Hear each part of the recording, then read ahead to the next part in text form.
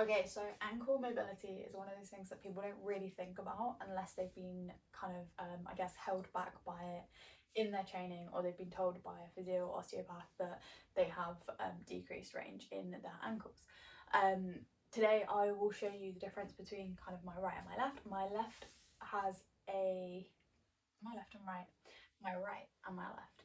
My right has extreme kind of restriction in like dorsiflexion, both very flexible in plantar fascia, so pointing my toes just from being a dancer. But I had so many injuries to my right leg or my right ankle growing up through sport. I played football. I used to run on the beach quite a lot. And also dancing caused lots of strain to the ligaments, which has given me now a lot of problems. Nothing that can't be sorted with a few kind of exercises, which is why I'm doing this video.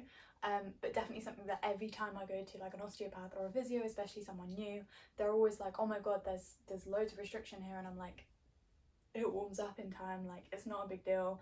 I've tried everything, it gets better. Sometimes it's worse, sometimes better. Just means that you need to manage it. So if that's something you need to manage, then this video is going to be helpful for you. I'm not saying that everything I do will work, and I'm not saying that everything that I struggle with you will also struggle with. Take from this what is relevant, kind of disregard anything that's not, and just trying to put the pieces together. If there's anything that I say that is confusing or you don't understand, always, as I always say, please do reach out and ask me for some kind of advice. Otherwise, I hope you find this interesting. So as I mentioned already, I will go through it. Your ankles, they do the flexing movement, which is dorsiflexion, and plantar which is pointing.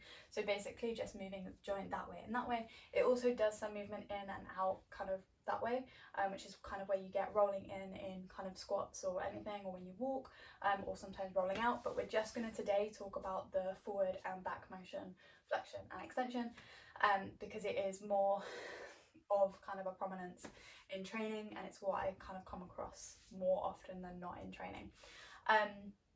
So most people will have pretty average in both directions, but the one that people really struggle with, and the one that will cause problems going into your training, will be dorsiflexion, so flexing, bring your toes back up towards your body. That being said, most people don't know they have a problem until someone tells them they have a problem. So what you'll notice, if you do have a problem, sorry you can't see my face, is that when you squat down, you really struggle to get your knees over your toes, so then that means you can't get deep. I'm a really bad example of this, but if you look at this leg compared to this leg, this one I can push forward and it goes quite far over my toe with my heel still on the floor, whereas this one, that's literally as far as I can go. It just won't go any further because I haven't done any mobility to warm it up. So what we're trying to do is get more range in the front of the ankle so that we can push our knees forward over our toes while still keeping the heels down, therefore getting into a better squat position. I'm going to start with the foam roller. If you don't have a foam roller, just skip this part. But if you don't have one, honestly, I would say to get one, especially if you are training and you're trying to develop your technique. Foam roller down. Your calves are probably the easiest part to foam roll, so I'm not going to spend loads of time on this, but I will just go through the basic motions of what I do. Doesn't matter which part of the foam roller you use, it doesn't matter if you have a soft or a hard one, just all it will do is change kind of what you need to do, and how long you need to do it for, but in reality, like, that's gonna change from person to person anyway. So what you're going to do is I start at the Achilles end and work my way up. There is an old wives' tale that says that you should foam roll or massage from kind of away from, like, towards the heart, so starting away from the body at the end of the limbs towards the heart. That is a myth. There's no science behind it, so it doesn't matter actually which way you do it. It's just the way that I prefer to do it. And I'm just going to take really small movements, kind of like a pulsing movement, and I roll my leg in and then I roll my leg out. You can see it there, that's where I'm going. As I get further up, so I'll do that kind of a few times, and each time I'm trying to get further and further up the leg. Around about here, where the tendon crosses from the calf into the Achilles, will be a little bit tighter. You may have a little bit more pain. I wouldn't worry too much about it.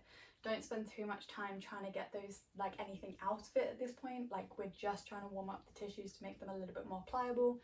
but you're just going to go up through the back. I am also going to do everything on one leg as well.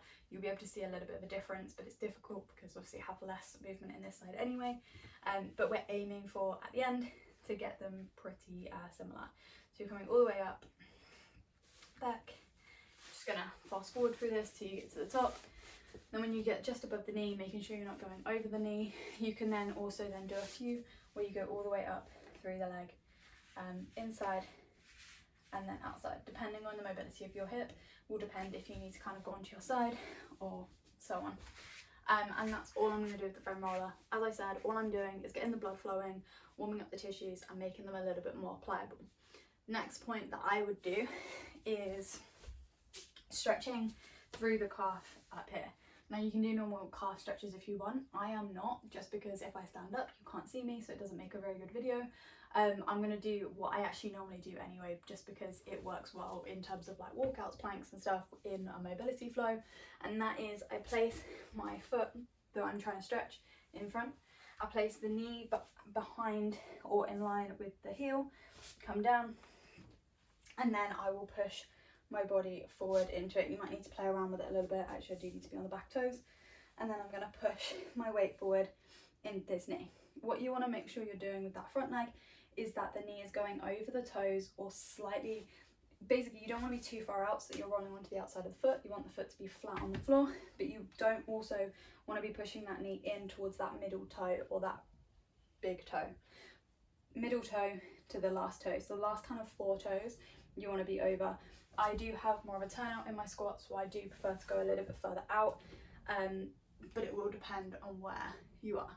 When you do this, you should feel it all the way up the back of that calf.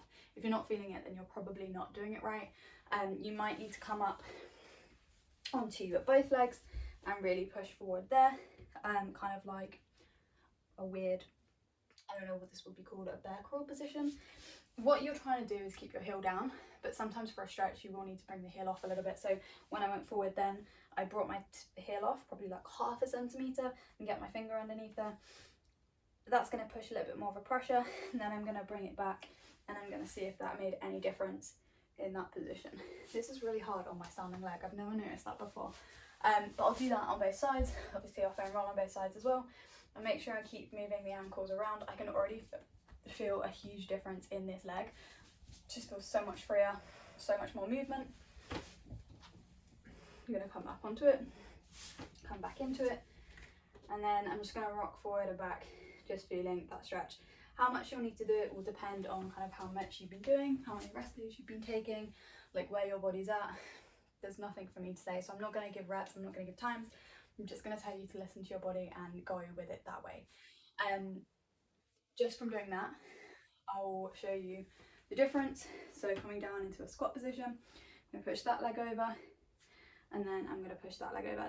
It's still much tighter here than it is in this one, but you can already see there's a huge difference in how far that knee is over. So if I'm squatting over now, my knees can go over my toes, and I'm not worrying about being too far back and not being able to get back up.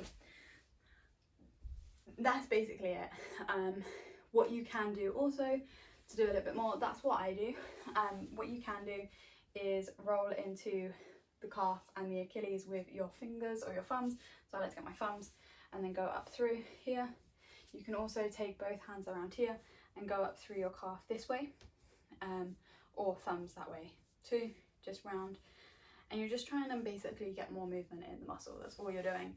And if you end up getting tightness in the bottom of your toes or in the bottom of your foot, if you lift the toe back here and there's like a stringy bit here, there'll be a little bit of a stringy bit, but if you feel like it's really, really tight, you might benefit also from massaging into the foot as well. That would just be your plantar fascia, so just the like tissue that runs basically around all of your kind of muscles and soft, like hard structures. It's just a fascia that's there. Sheet protection. Imagine cling film around everything, and it just gets tight when it's not moved. So all you need to do is just move around, flex your toes, point your toes, or just massage through it. It just tends to get a little bit tighter on the bottom of our feet because most people don't move their feet that much. They just kind of walk quite flat-footed around. That's everything. I hope this has been helpful. I feel like I rushed through a lot of it. There was 2 exercises, but I hope I gave you a little bit more information too. If you have any questions, please do let me know. Otherwise, next week's video, or if you're watching this back, next video is going to be hips. So we'll do hips, extension, flexion, then we'll do hips, rotation, internal rotation, and then we will do shoulders, so thoracic and overhead extension. I hope this helped. Enjoy the rest of your day, and let me know if you need anything from me.